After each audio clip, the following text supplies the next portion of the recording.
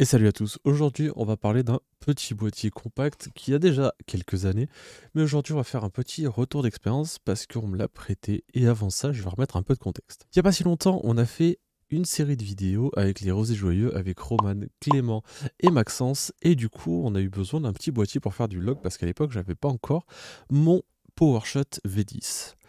Et du coup, on a commencé à chercher un petit peu et honnêtement, à l'époque, j'avais pas forcément le budget à dégager pour ce genre de produit. Du coup, on a contacté IPLN. IPLN, c'est Image Photo Lyon Numérique, c'est une boutique emblématique sur Lyon et pas que, qui vend du matériel photo et vidéo. Les gars sont hyper cool, hyper sympas, on leur a parlé du projet, très vite ils ont dit bah écoutez, ok, on vous prête du matos, on sait pas exactement qu'est-ce qu'on va pouvoir vous prêter, qu'est-ce qui sera à dispo le jour du tournage, mais vous inquiétez pas, le jour du tournage, vous aurez un boîtier pour faire le behind the scene et pour faire du vlog. Donc pas de souci, on réserve le truc. La veille du tournage, Roman va à la boutique et récupère le Sony ZV1. Et on va parler aujourd'hui de ce produit qui nous a gentiment été prêté la journée par IPLN. Et franchement les gars, merci, vous avez assuré. Alors au moment où la vidéo sortira, je sais pas exactement à quelle date on en sera, mais sachez que pendant les manifestations qu'il y a eu dans pas mal de grandes villes, ils ont eu des soucis, ils se sont fait éclater leur vitrine, etc. Donc n'hésitez pas à aller leur donner de la force. J'imagine qu'au moment où cette vidéo va sortir, ça fera déjà un petit moment. Mais sachez que ils se sont fait éclater la vitrine, qu'ils se sont fait braquer l'intégralité de leur matériel et que très rapidement derrière, ils étaient quand même encore là, présents. Ils répondaient aux appels, ils répondaient au maximum aux clients, ils continuaient à produire du contenu sur les réseaux.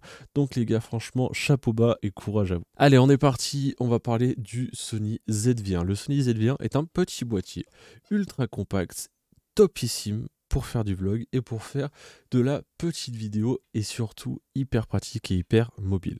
C'est un petit boîtier avec un capteur 1 pouce, un équivalent 24-70 avec une ouverture variable de 1.8 jusqu'à 2.8, donc très lumineux. Franchement, c'est un bon petit boîtier. Il est plutôt cool, il fait de la 4K25 et de la Full HD jusqu'à 120. Pour un petit boîtier comme ça, ce que je trouve remarquable, c'est qu'il peut filmer en log, en S-Log 3, donc pour l'étalonnage, c'est topissime. Il embarque un port mini jack pour rajouter un micro.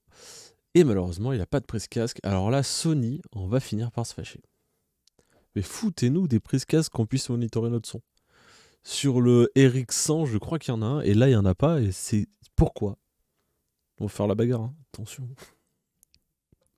Alors ça, c'est vraiment dommage. Il commence à y en avoir de plus en plus souvent sur les boîtiers milieu de gamme, et j'aimerais qu'il y en ait un petit peu sur tous les boîtiers, parce que tout le monde a besoin de monitorer convenablement son son. Enfin bref, il a aussi un écran orientable, forcément pour le vlog, c'est une obligation. Mais en plus, il est tactile, et ça, c'est vraiment cool. Pour moi, le bémol, on va dire, ça sera la toute petite batterie.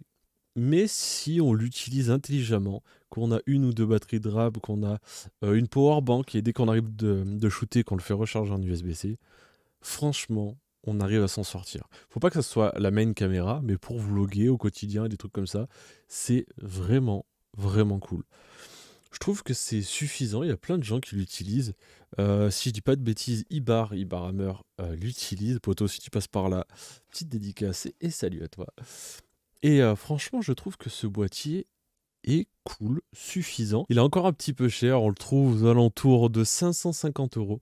Je trouve que ça fait un petit budget quand même, honnêtement. Après, pour le prix, ça reste une bonne machine. Mais effectivement, avec le temps, je pensais qu'il aurait été un peu moins cher. J'étais surpris de voir le prix pas spécialement décoté. Après, c'est aussi gage de qualité. Autre petite précision, nous, on l'a utilisé à main levée. Et la stabilisation numérique est correcte. Elle n'est pas fabuleuse. Ça va pas nous libérer soit d'un gimbal, soit d'être très très soigneux sur sa démarche et très souple. Mais elle est correcte. Franchement, ça le fait. Si vous voulez voir ce que ça donne, allez voir les deux behind the scenes qu'on a fait avec les Rosés Joyeux, une avec Decathlon et une avec Last Rounds. Et comme ça, vous aurez les images directement. On a tout filmé à main levée. On a tout filmé presque en automatique pour voir un petit peu ce que ça donnait. Et franchement, le rendu est très correct. Donc voilà, en conclusion, c'est un petit boîtier aux alentours de 550 euros, très efficace. Je pense que c'est vraiment ce qui le qualifie le mieux, c'est que c'est efficace. C'est un petit boîtier sans prétention, ça ne remplacera jamais une caméra de cinéma, ça ne remplacera jamais un R5 ou un A7S3, mais il est là pour un job très particulier, c'est de faire du vlog et il le fait plutôt bien. Franchement, si vous n'avez pas des gros budgets, même pour attaquer, de faire des vidéos un peu cinématiques, Petit boîtier avec une table numérique correcte qui fait du Full HD 100.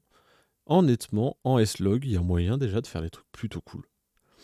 Avec un tout petit, les tout petits cranes là, je sais plus le nom, il y a peut-être moyen de faire des trucs vraiment, vraiment sympas avec un boîtier qui vaut moins de 700 €. À tester, honnêtement, il y a moyen. Voilà pour mon avis sur le boîtier. Je remercie encore une fois et 1000 fois IPLN de nous avoir fait confiance, de nous avoir prêté le boîtier.